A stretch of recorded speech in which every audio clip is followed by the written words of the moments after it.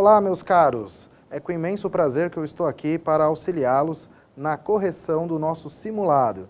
Eu sou o professor Leonardo e nós vamos trabalhar a correção das questões de ética. Vamos lá?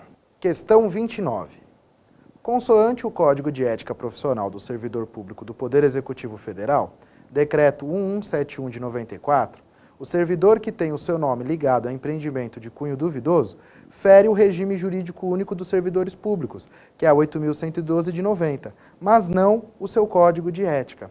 Eu acredito que vocês sabem exatamente que essa questão está errada, justamente porque ao final ele diz que não tem relação com o Código de Ética, quando na verdade, se vocês observarem, o próprio Código, ali na linha P, estabelece, que fere a ética profissional aquele servidor que exerce atividade profissional aética ou ligar o seu nome a empreendimento de cunho duvidoso. Então essa questão foi bem tranquila, ela tentou fazer uma confusão com vocês, mas no final ela estabeleceu uma vedação aí do Código de Ética, tá certo? Então vamos lá para a questão 30. Mauro, estudante de Direito, que cumpre estágio em um TRE, foi flagrado pelo presidente do tribunal quando acessava sites eletrônicos impróprios em um dos computadores do órgão.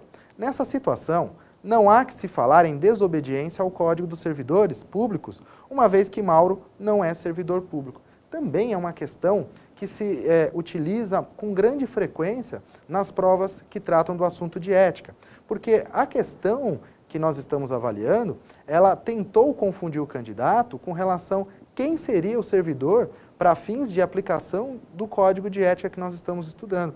E aí a questão coloca um estagiário para tentar induzir o candidato ao erro, imaginando que por ser um estagiário, ele não é servidor e assim sendo não seria passível de infração ético-disciplinar. Quando na verdade, vamos analisar o que o Código estabelece a fim desse assunto. Então aqui, para fins de apuração do comprometimento ético, entende-se por servidor público todo aquele que por força de lei, contrato ou qualquer ato jurídico preste serviço, atentem aí a esse ponto, de natureza permanente, temporária ou excepcional. Então vocês vão observar, mesmo o estagiário não prestando o serviço de natureza permanente, ele se enquadra nessa situação temporária. E assim sendo, ele está sujeito às regras do nosso Código de Ética.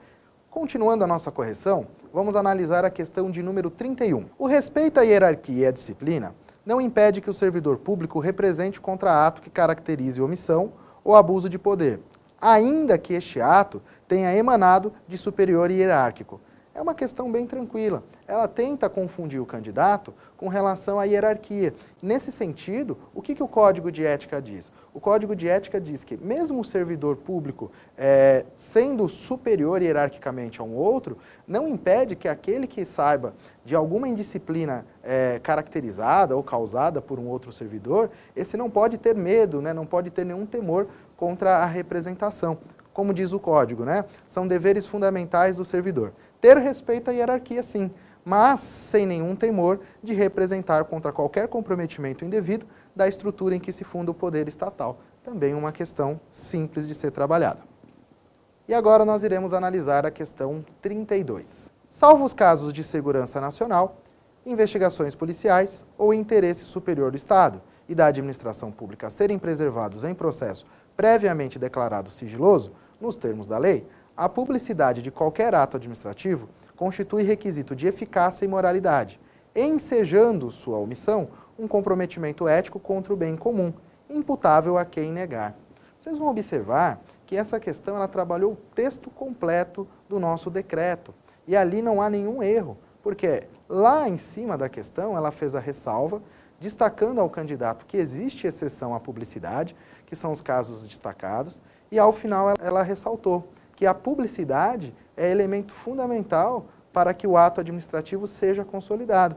E assim vocês podem observar, inclusive aí, inciso 7º do nosso decreto. Então, salvo os casos de segurança nacional, investigações policiais ou interesse superior do Estado e da administração pública, esses serão sigilosos. Os demais atos, eles devem sim, para que sejam consolidados, públicos. Então, a população tem o direito de acessar as informações desses atos. Tá certo? Questão 33. Vamos à correção? O uso de vestimentas adequadas ao exercício da função pública é assunto que dispensa a determinação pelo referido Código de Ética.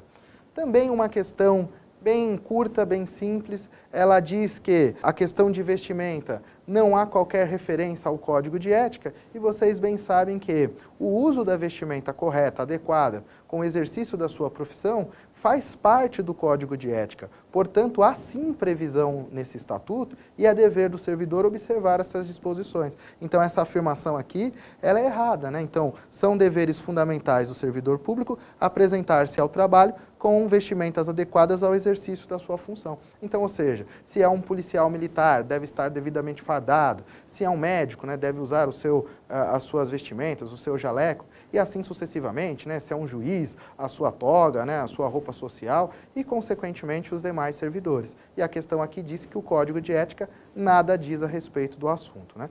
É isso aí, meus colegas. Ficamos por aqui. Eu agradeço a atenção de vocês. Eu tenho certeza que vocês conseguiram atingir um desempenho satisfatório nas questões de ética. Continuem estudando. Vocês perceberam que, às vezes, o erro está em um pequeno detalhe. É muito importante que vocês leiam atentamente o Código de Ética. Não é uma leitura difícil, não é uma leitura cansativa. Se atentem, pessoal, com a definição de servidor, se atentem com as vedações, se atentem com as regras deontológicas. E assim vocês terão muito sucesso no exame de vocês. Um grande abraço e até a próxima.